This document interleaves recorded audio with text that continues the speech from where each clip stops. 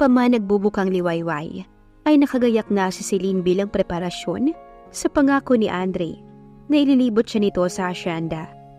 Kagabi nang ihatid siya ng binata sa kanyang kwarto at sinabi nitong kailangan niyang gumising ng maaga upang hindi sila abuti ng mataas na sikat ng araw sa pamamasyal.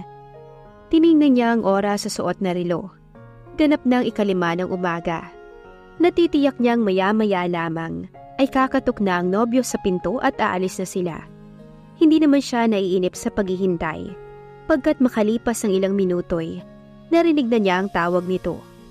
Nang buksan niya ang pinto ay tumambad sa kanya ang nakangiting mukha ni Andre. Preskong presko sa suot na pantalong maong at puting kamiseta. Basa pa ang buhok at sumasama sa hangin ang amoy ng sabong pampaligo. Napangiti siya ng imbes na combat shoes ay leather boots ang sapi nito sa paa.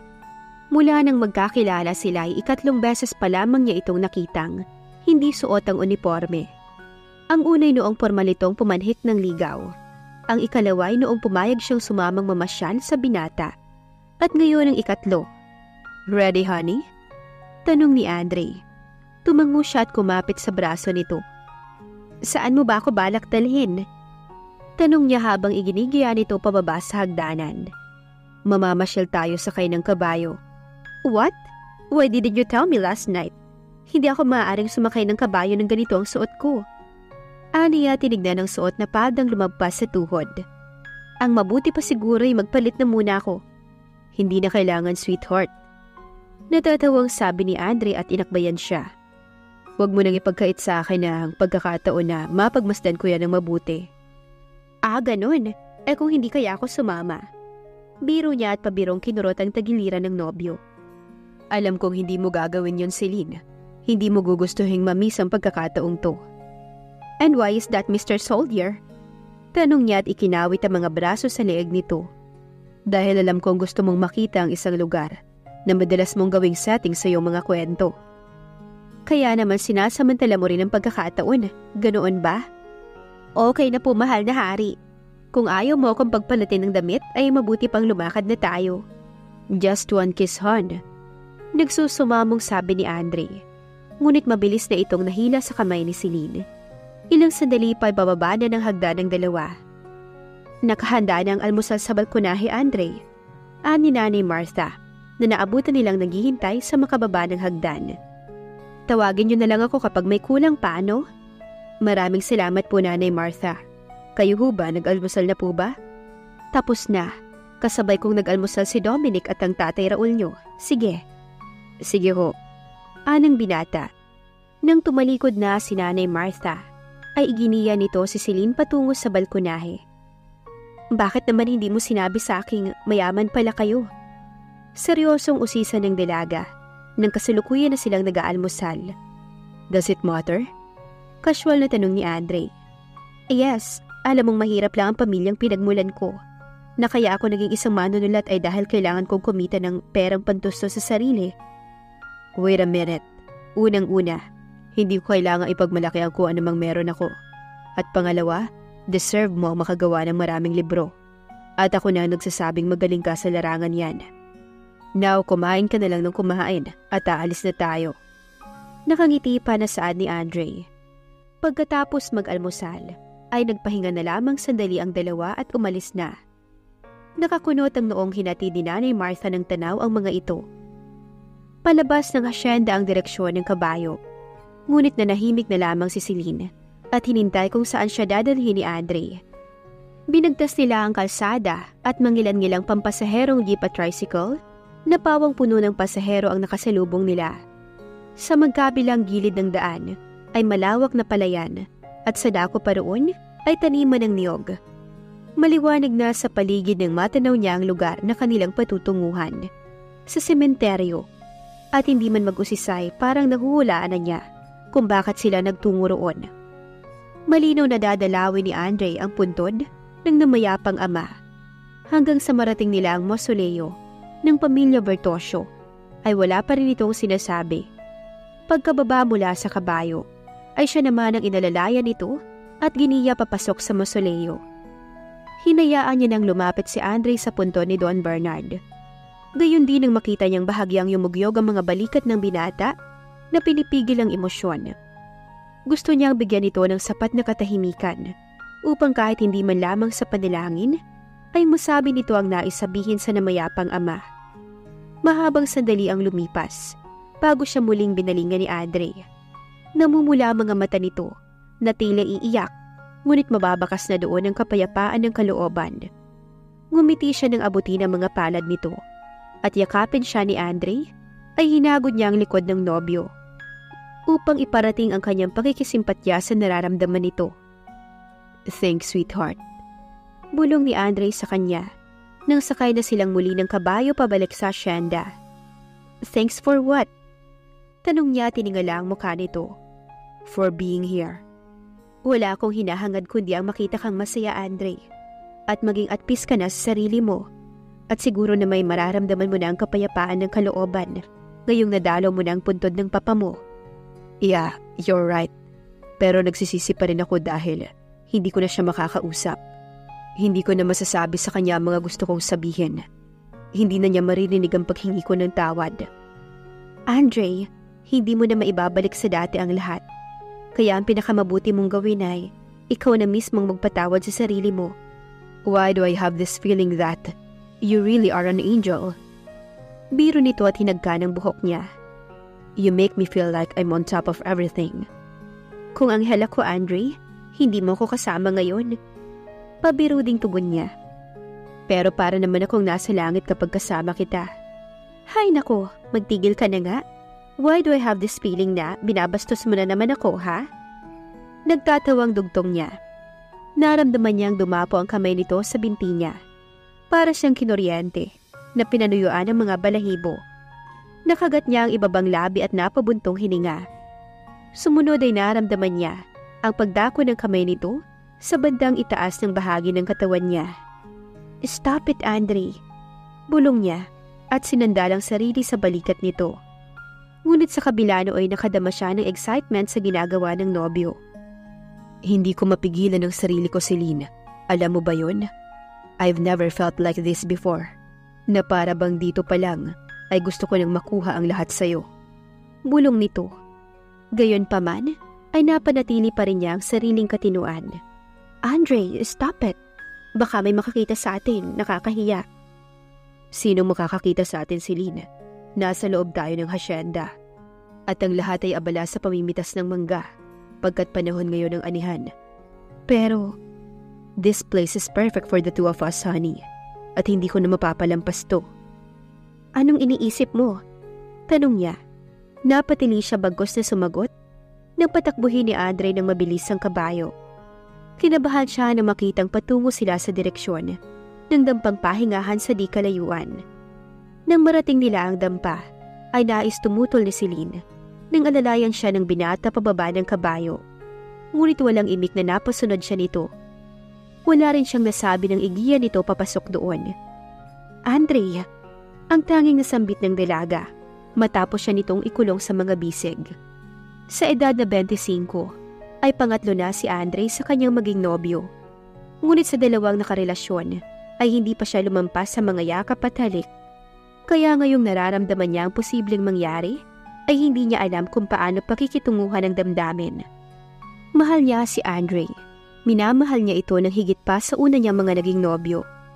Ngunit handa na ba siyang ipagkaloob sa binata ang sarili, kapalit ng kasal na pangako nito? "Celine, mahal kita."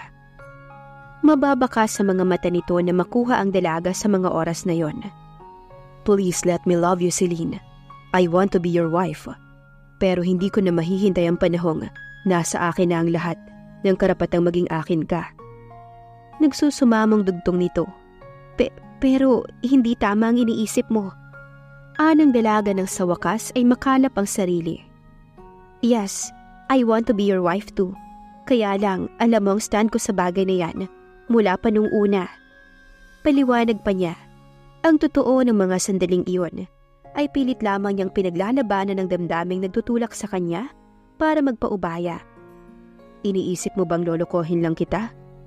Tanong ni Andre. Halatang nasaktan sa ginawang pagtutol ng dalaga. Hindi. Ewan ko, hindi ko alam." Nalilitong tugon ni Celine. Kung puso ang pakikinggan niya, buong-buo niyang ipagkakaloob sa binata ang sarili.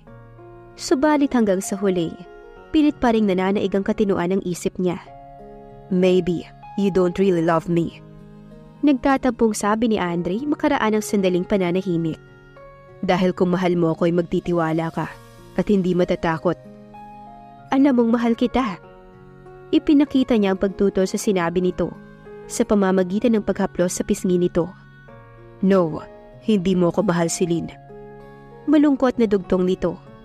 Mahal kita. Ulit niya at matapos humugot ng isang malalim na hininga ay nagpasya. Bago pikit matang. Nakahanda na akong patunayan sa'yo kung yan ang gusto mo. Celine.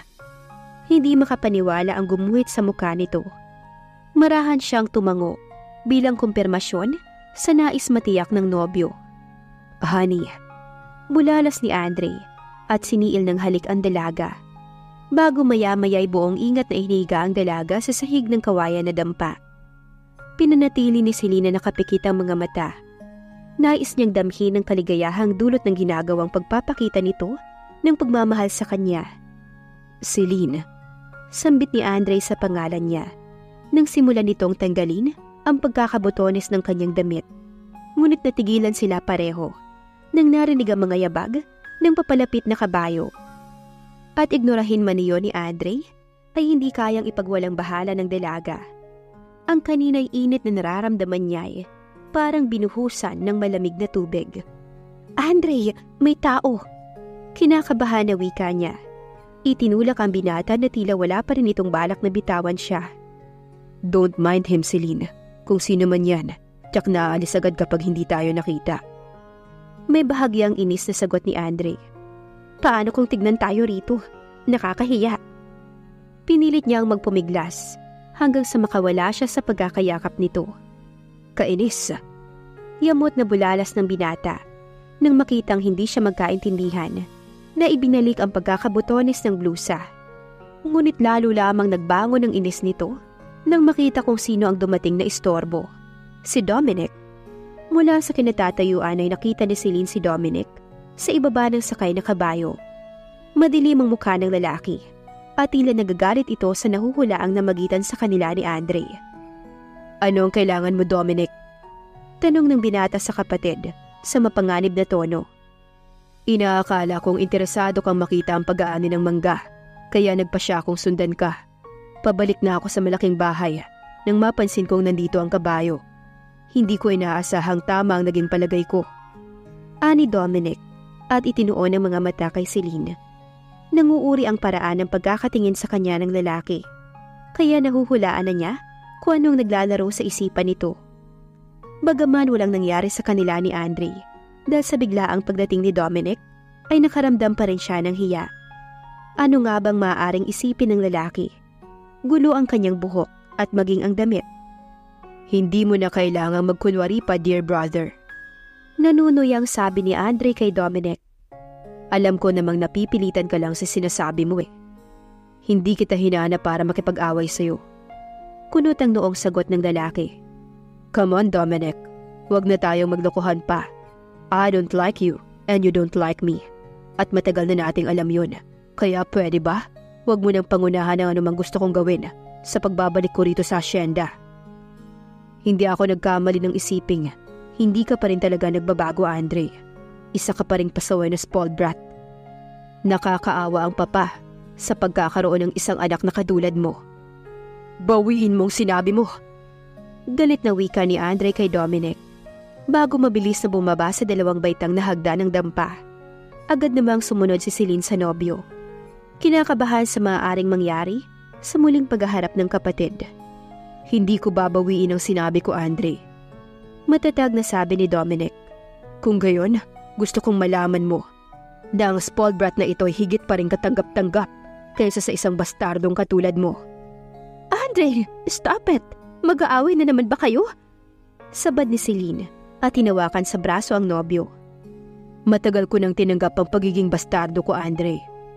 Tumaas ang isang sulok ng labi ni Dominic na nagpakita ng mapait na ngiti. Grow up, brother. Ayokong patuloy na maawa sa'yo.